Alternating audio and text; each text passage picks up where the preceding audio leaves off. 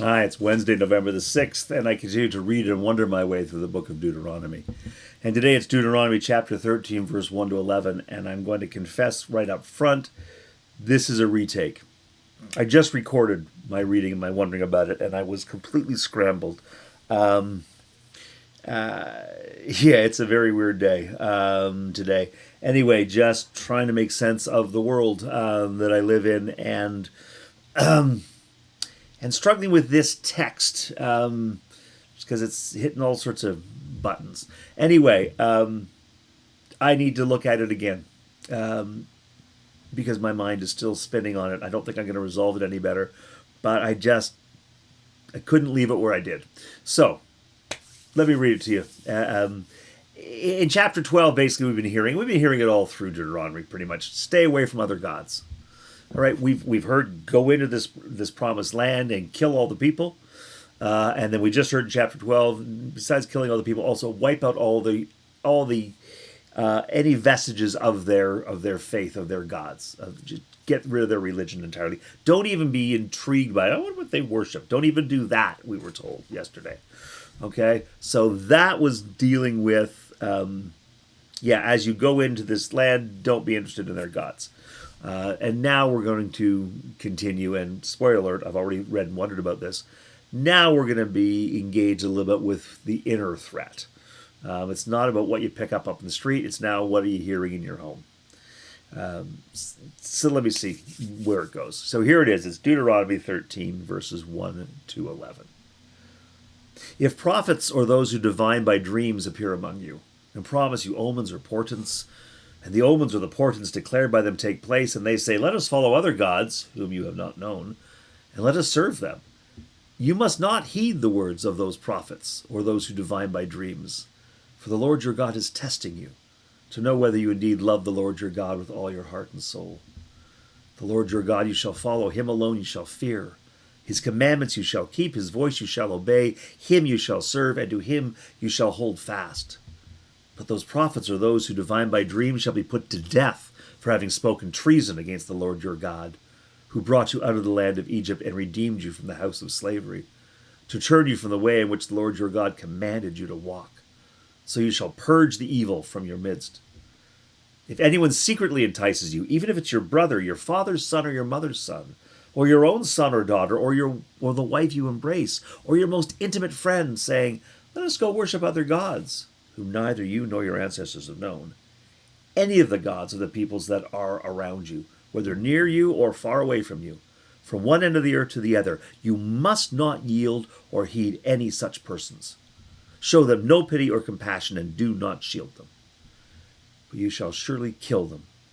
Your own hand shall be first against them to execute them, and afterwards the hand of all the people.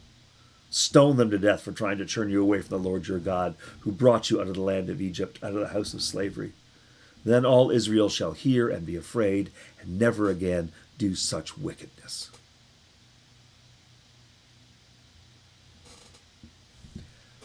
I don't like this text. There you go. Get that up in front. Why don't I like this text? I mean, there's lots of texts in the Bible I don't like. Deuteronomy is full of stuff I don't like. The whole genocide I don't like. And for me to reject something simply because I don't like it is putting my ego in front of my faith. Right? I don't like that, so I'm not going to pay attention to that. And goodness knows we do that. I know lots of people that come to a passage in the Bible and go, oh, I don't like that. That really seems to be taking a real shot at rich people, and I'm rich, so I don't want to hear about that. We get that in churches a lot. And I'm all high and mighty, go, oh, no, you need to be challenged by that. You better listen to it, buddy. You can't just pick and choose what you want. Okay, well, here I am picking and choosing what I want. I would argue that these words, however, are abhorrent, whereas the other ones are challenging. Why are these words abhorrent? Well, again, we've been talking about genocide. Now we're talking about destroying people, killing people who have a different faith than you do, killing people who invite you to. I mean, if I take these words seriously, when the Jehovah's Witnesses knock at my door, I should stab them. I wouldn't, and I don't.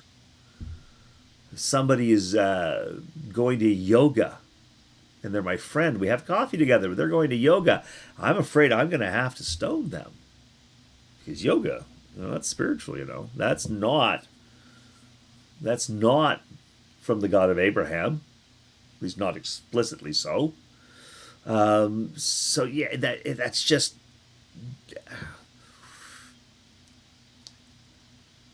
And Jesus told me to love my neighbor, not because I agree with my neighbor, not because my neighbor agrees with me. Jesus told me to love my neighbor. In fact, Jesus said that commandment was hand in hand in terms of importance with love the Lord your God with all your heart, all your soul, which is heard quoted here. Jesus said that's what I have to do. Well, this is clearly not loving my neighbor in any way, shape, or form. When I hear the prophet Micah, what does the Lord require of you but to seek justice, love kindness, and walk humbly with God? There's no kindness in this. I struggle to see the justice. I mean, yes, I'm interested in another God, but rather than giving me the time and space to find my way to the truth of this God that you believe in, that I believe in, the God revealed in Jesus, the God of Abraham, but rather than allowing me the journey that brings me to faith, apparently, I'm supposed to kill you for just extroverting, thinking out loud, going, you know what, I was thinking maybe we ought to go see what that Buddhist temple's like. Can't do that, apparently. Well, Micah tells me that I can.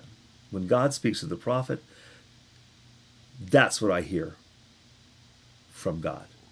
And by the way, there's nothing about walking humbly with God in this. Walking humbly with God. No, actually, this is in a weird way walking arrogantly with God. It's going about and killing people in God's name. That's arrogant. That's not humble. That is certainly not kind. And I struggle with it in any way of it being just. So, it's not just that I don't like it. It's that I don't believe other scripture supports it. It does set up, however, when I look at those other scriptures, an opportunity for discussion, for wondering. There's a dialectic here, right? Love my neighbor, kill the infidel. Love kindness, stone people. And then as I talk about it, I start to understand, okay, so why? What's going on here? So the why of this, why are we so afraid of other faiths? All right? We got to destroy any sign that they ever existed, and we dare not even speak of them in our homes. Don't even wonder about them. That really was yesterday. It was like, don't even think about them like an academic question. And certainly if someone near you starts talking about it, no. Cut them off. Kill them. What's the fear? I mean, in the context of the story, the way it's told, if indeed this is Moses giving a long sermon at the end of 40 years of Exodus, I don't get it.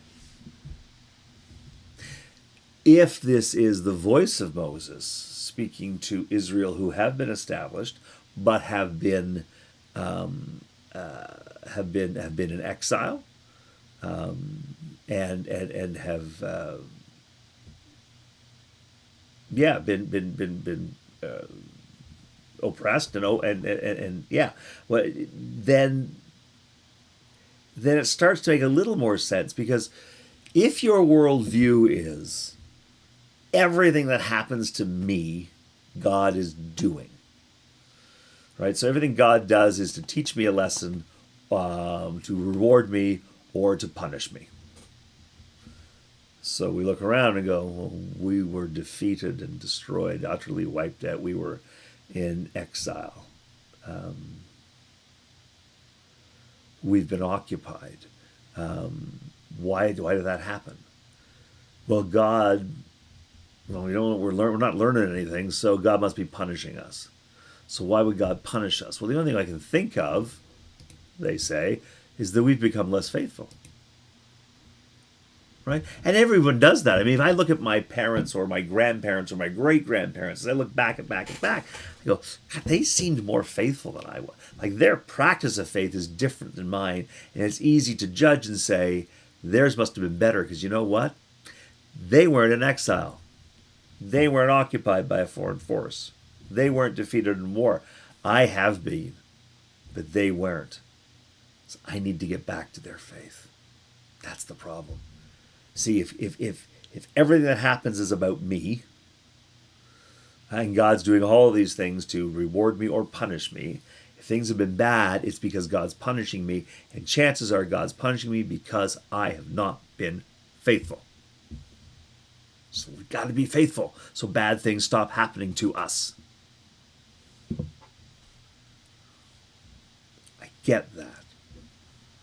Doesn't mean I agree with this. But then I start to understand where this language is coming from. When we were in exile, we weren't all there. Some were in exile still, some stayed in the land occupied.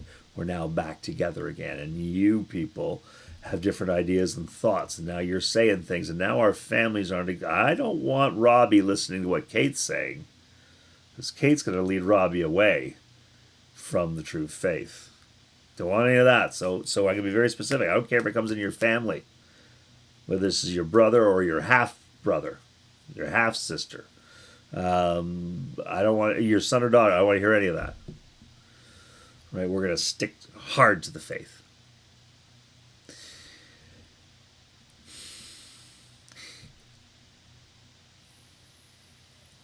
But I don't live in that situation. I am not occupied. I'm not living in exile. The life around me has not been destroyed. But more than that, I don't believe that everything that happens in the universe is about me. I don't believe that everything that happens is either a reward or a punishment. So if things are going my way, I don't think that's a reward because I was really nice to some people last week. So that's why, that's why I got extra meat on my sub. I can't believe they put extra meat on it. It was so nice of them. It's not like that. There are nice people who do nice things to people. It's not a reward for what I did before. It's just that nice things happen, good things happen. So do bad things happen. It's not that God's out to get me.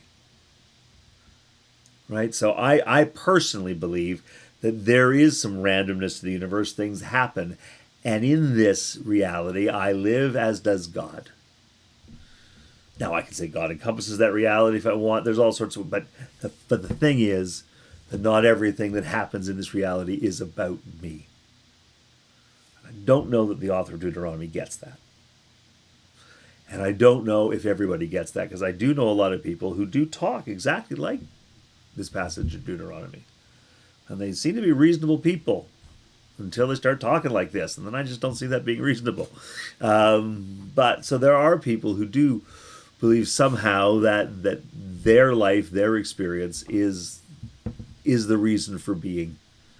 And all things affect them, which is why they have opinions on all things. Because apparently whatever is going on is about them. When you free yourself from that, you can then take some of these things that go on in life and go, okay, that's the fact that we were overrun by these people or defeated by that army may not actually have anything to do with the fact that we're not observing the Shabbos as well as we used to. We're not keeping the Sabbath the way we should. We're not saying our prayers properly. That's why we're getting in trouble with God. It might just be that faith needs to be taken care of because that's important and it does make our lives better. But also bad things can still happen. And it's not because we lack faith. So living that way, then I look at this passage. So what do? I could toss it out, I suppose. But there is a neat thing in this for me, I suppose, that I will keep thinking about.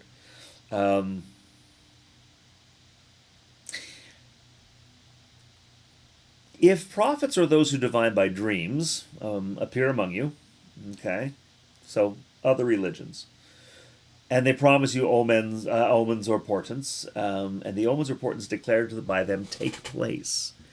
And from that they say, let us follow other gods, whom you not have known, and let us serve them. Do not heed their words.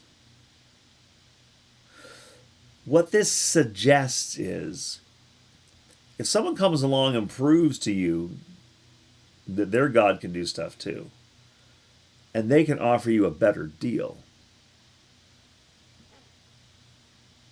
don't go with the deal. Because people do go with the deal, right?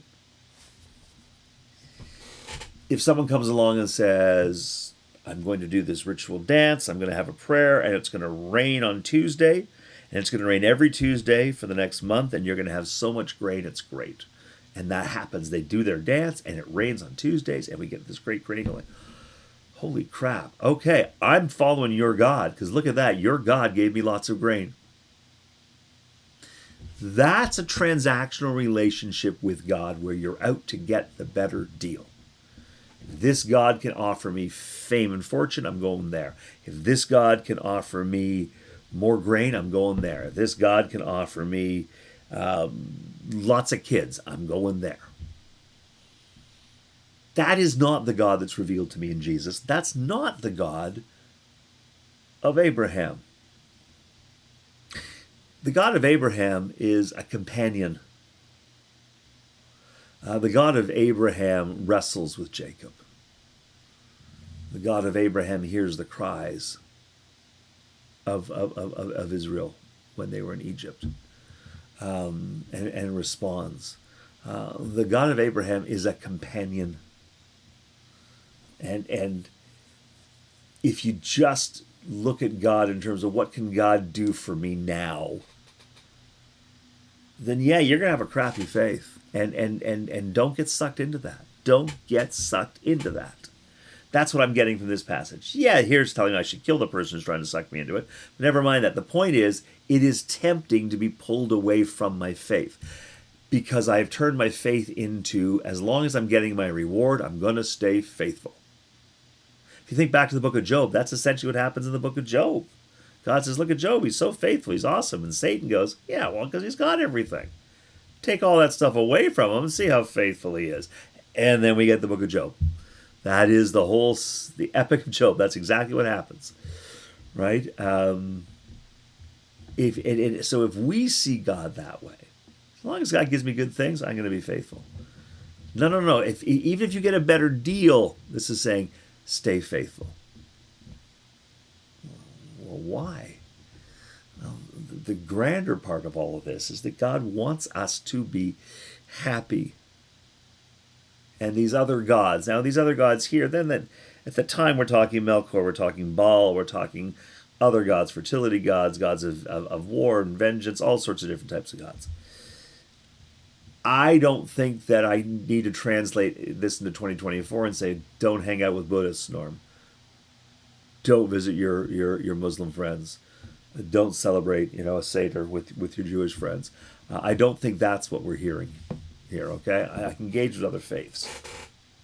At least I can. I think I can. But, and by the way, they're not tempting away from my faith. But the gods that do hurt me and tempt me away from my faith are the gods of a quick buck. My faith is going along just fine, but here's an opportunity for me to be famous. That would feel good to be famous. Imagine feeling, yeah, okay, so what do I have to do? I got to cheat and lie a little bit. Yeah, but it's a little white lie, not a big lie. It's not one anyone's going to notice. Right, God told me that I shouldn't lie. I shouldn't bear false witness. Remember that in the Ten Commandments. Yeah, I know, but fame. Come on. Just think how it'd be cool. For people to go, ooh, look, it's famous Norm. And I can be lured away from my faith. Because I think that fame's going to make me feel good.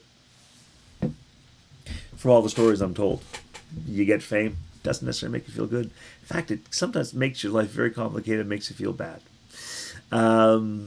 So that's the kind of God that I don't want to follow, even though it's giving me something that I wanted, even though the dreams, the prophecies, the dreams, the omens, the portents, even though those have come true. Oh, look, you're famous.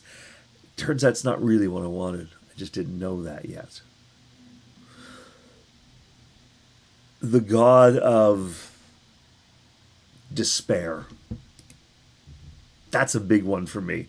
And that's what's been a little bit distracting for me. It's the God of despair. It's so tempting. So, my faith talks about Israel being in the desert for 40 years. My faith invites me to see Jesus unjustly accused, gone to the cross, suffering, dying before he can be resurrected. So before new life has to come, that death. My faith has all of those things in it. And yet, when the world isn't going the way that I feel it should, when people aren't as compassionate or kind as I think they ought to be, it is very easy for me to be drawn into the God of despair. The one that says, well, it's all over, Norm. There are no good people, there's no good things, everything sucks. But you know what? You're right. I'm going to go there. I'm going to go serve that God. I'm going to serve that God of despair. That God of despair that means I don't have to hope anymore, and then therefore I won't feel sad when my hopes are dashed. The God of despair that allows me to cynically sit back and, yeah, you see, I knew we were all going to hell. Told you. That makes me feel good in the moment because I don't feel stupid. Because I wasn't hoping for a thing that didn't happen. Because I'm not working on something that everyone goes, that's never going to happen. That God of despair, very tempting God. That's not Baal, that's not Melchior, that's not even the God of wealth or good health. Also ones that are very attractive. No, this God of despair is one that I recognize. And it's very easy to fall into that, to fall into worshiping that God of despair. Yeah, everything's fallen apart. Let's just sit here in ashes, all of us together. This is great. What I get from this passage is that we're always being tested. And here it says God's testing to see whether you love God with all your heart and soul. I don't think God throws these things at us to test us. I don't believe I'm the center of the universe. But I do believe that living faithfully it means that I'm always being tested. There's always an opportunity to go with a false God. There's always an opportunity to let go of my faith. There's always an opportunity for me to choose to be a bully to get a quicker solution. You know what? If I could just punch the person that's hurt me, then they'd hurt too, and that's fair. That'll be justice. That'll feel good, won't it? It's never actually worked. Not that I've tried it a whole lot of times, but I have tried it. It didn't work. There is that God of despair. Well, I'm just going to give up on everything then.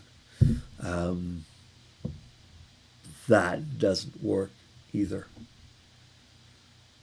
And the more I invest in my despair, the more I invest in my anger that wants to make me a bully, the less invested I am in loving God with all of my heart, with all of my soul. Which sometimes means that I have to patiently let go of my dream and listen to the ones who are hurting more than I am and going to be with them, to help them, to support them. Because Jesus reminds me all the time that I want to love God with all of my heart, all of my soul. I need to love my neighbor as I love myself. Which means it can't just be about my despair. It also has to be about my neighbor's need. So when I want to despair, I need to stop and go, wait a minute. Who needs me right now? Where can my effort make a small difference? It may not change the whole world, but it might change somebody's world, one person's world, 2 people, 3. And then slowly but surely things happen, because that's, in my experience, how God works. And again, because you feel that way, Norm? Yeah, absolutely, because I feel that way. But also I think about Scripture. And I think about the prophet after defeating the gods of Baal, still having to flee and looking for God, going, "Where are you, God?" And God did not come in an earthquake, and God did not come in a storm. God came in a still, quiet voice. Sometimes God's actions and the actions that God invites us into are not big actions, but they are small ones. Today I'm going to focus on some small ones. Anyway, thank you for your patience with this retake. Not that you necessarily know, because I've already deleted the other one. But anyway, whatever you do, I hope you spend some time wondering today. And I hope you come back tomorrow, because tomorrow will be another day. And we're going to start again. And it's going to be a better day tomorrow, because we're going to make that happen. We're going to do that with God. Till I get to see you, please know that you are blessed. That means that God does see you exactly where you are, exactly how you are. That God's love comes to you, and God's love can comfort you and heal you. But it won't just stay with you. It will also move through you into the world. And that healing, that hope, that love will be shared. You make the world better. You really do. So God bless you, and we'll see you tomorrow.